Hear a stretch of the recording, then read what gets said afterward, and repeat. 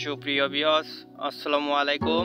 সবাইকে আবারও স্বাগত জানাচ্ছি। নতুন আরেকটি ভিডিও নিয়ে হাজির হলাম। তো দর্শক, আজকে আমরা আলোচনা করব ধানের টুংরো রোগ সম্পর্কে। ধান গাছে বেশিরভাগ লক্ষণ দেখা যায় টুংরো রোগ। এটা আমরা কিভাবে সমাধান করব, তো বিস্তারিত আজকে আমরা আলোচনা করব। তার আগে যদি আমাদের চ্যানেলটি নতুন হয়ে থাকেন তাহলে অবশ্যই চ্যানেলটিকে সাবস্ক্রাইব করবেন, কারণ নিত্য নতুন এই চ্যানেলে কৃষি বিষয়ে আমাদের ভিডিও আপলোড করা হয়ে থাকে। তো দর্শক, ধানের টুংরো রোগ লক্ষণগুলো আমরা প্রথমত জানব।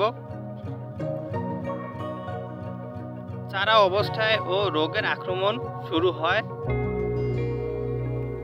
এবং আক্রান্ত পাতায় লম্বালম্বি এবং শিকড় হালকা সবুজ বা হালকা হলুদ রঙের আমাদের দেখা দেয়।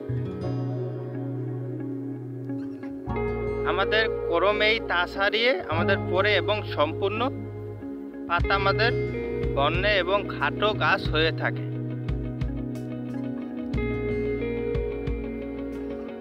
জমিতে আমাদের বিভিন্নভাবে কমলা, হলুদ বা হলুদ বর্ণের খাটো গাছ আমাদের দেখা দেয়। সেক্ষেত্রে বাহক পোকা এবং সবুজ পাতা ফড়িং এর উপস্থিতি আমাদের দেখা দেয়।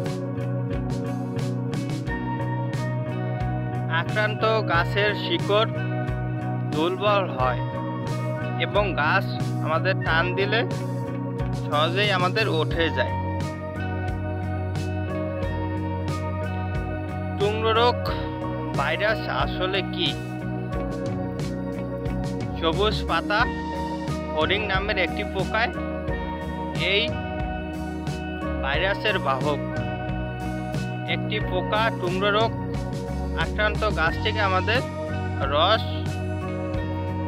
শোষণ করলে তার ভাইরাসটি গিয়ে অসংখ্য ভাইরাসের জন্ম হয়।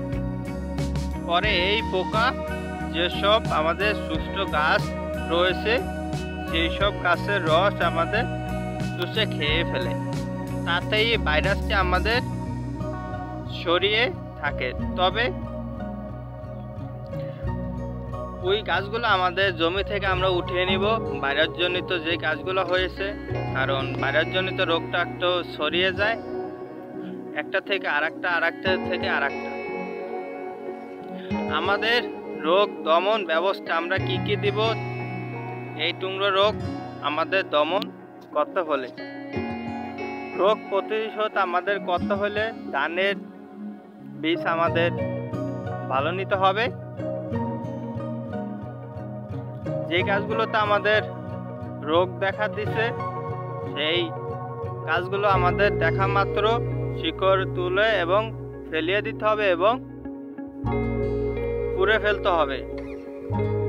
সেক্ষেত্রে আমাদের আশেপাশে আড়ালি ঘাস ও অন্যান্য আগাছা পরিষ্কার করতে হবে।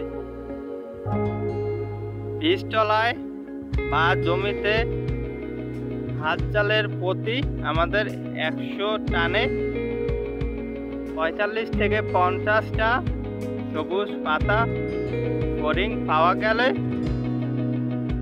অনুমোদিত আমাদের বালাইনাশক স্প্রে করতে হবে। সুমিথেন প্লাস 2 মিলি এটা আপনারা স্প্রে করবেন। আমাদের 2 বার ব্যবহার করলেই হয়ে যাবে।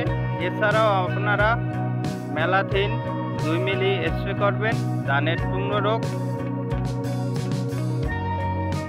জন্য। তো দর্শক, আজকে আমরা জানলাম ধানের টুংরো রোগ সম্পর্কে।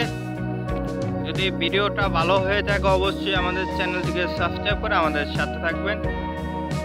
ধন্যবাদ। আল্লাহ হাফেজ সবাইকে। আসসালামু আলাইকুম।